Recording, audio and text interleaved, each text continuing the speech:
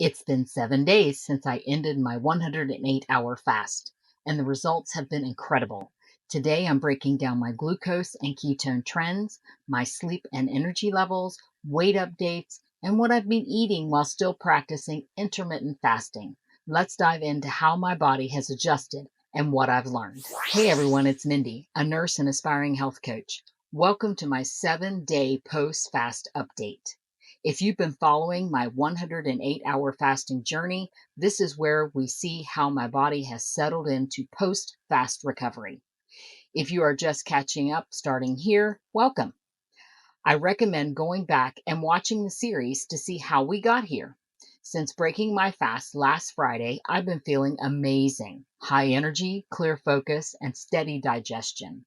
Even though the extended fast is over, I kept up with the intermittent fasting, starting with my first meal around noon and wrapping up dinner before 7 and sometimes earlier.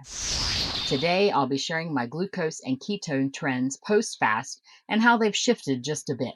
My sleep quality now that I'm back to eating regularly, my activity levels and how movement feels compared to fasting, my weight updates and how things have stabilized since my fast, and my daily eating routine and what seems to be working best for me. If you've ever wondered how the body continues adjusting long after a fast, this update is for you. Okay, let's start with my glucose and ketone trends over the past week.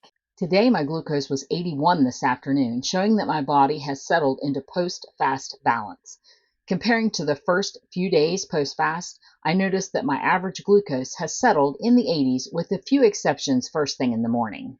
As far as my ketones go, this afternoon I was 3.4. While ketones may naturally drop after reintroducing food, I'm still seeing strong ketosis thanks to my eating habits and intermittent fasting routine. This tells me my body has transitioned smoothly and is maintaining metabolic flexibility, meaning it can effectively switch between burning glucose or sugar and fat for energy. One of the most noticeable changes since eating regularly again, my sleep quality. Over the past week, I've slept pretty good and my cycles have felt deeper and more restful. My Oura Ring has also provided feedback to the same. Compared to fasting, where I had lighter sleep with bursts of mental clarity, I've now transitioned to a longer, more restful sleep pattern as my body recovers. What's interesting is that intermittent fasting seems to support steady sleep quality, especially when finishing dinner earlier in the evening, allowing my body to wind down properly. It is definitely important to eat earlier in the evening and allow for at least 3 to 5 hours of digestion prior to going to bed. My energy levels, they've stayed high, and movement feels effortless post-fast. Since last week, I've walked over a mile on most evenings and thrown a few bike rides in, keeping my circulation strong. Compared to fasting, where movement felt light and easy, post-fast activity feels about the same, with high energy, and I'm easily accomplishing movement goals without pushing too terribly hard. This is likely due to nutrient reintroduction and stable energy supply. Overall, my body has adapted remarkably well, proving that extended fasting doesn't cause weakness, it builds metabolic resistance. Since ending the fast, my weight has gradually stabilized this week. If you'll remember, Saturday, the first day after the fast, I was down 0.2 pounds.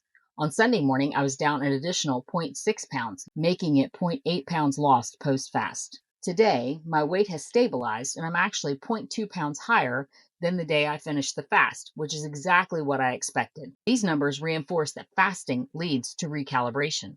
And with intermittent fasting, I'm supporting long-term metabolic balance rather than extreme fluctuations. The big positive is almost all of the 11 pounds I lost throughout the fast have stayed away so far. Now let's talk about food. What have I been eating since I broke my fast? I'm still following intermittent fasting, as I said before, with my first meal being about noon or after and finishing before 7 most days.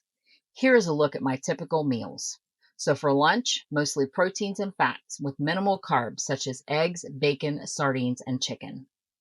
The same for dinners, ribeye, hamburger, chicken, chuck roast. For hydration, I'm still prioritizing water, coffee, tea, and electrolytes to support digestion and metabolism. I am really trying to focus on high protein meals, which seem to help my energy stability and muscle recovery post-fast. Again, this journey has been so eye-opening. My biggest takeaway is that extended fasting doesn't just end when you start eating. Your body continues to adapt for days afterwards.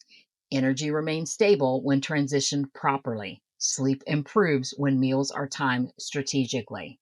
Weight stabilizes rather than fluctuating dramatically. Metabolic flexibility makes fasting and feasting effortless.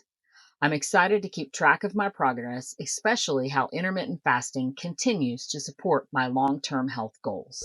If you've ever done an extended fast, how did your body adjust the week after? Did you notice any glucose shifts, weight changes, digestion differences? Let me know in the comments below. I'd love to hear your experience. And if you followed my 108-hour fasting series, thank you. Be sure to like and subscribe for more updates as I continue experimenting with fasting and metabolic health.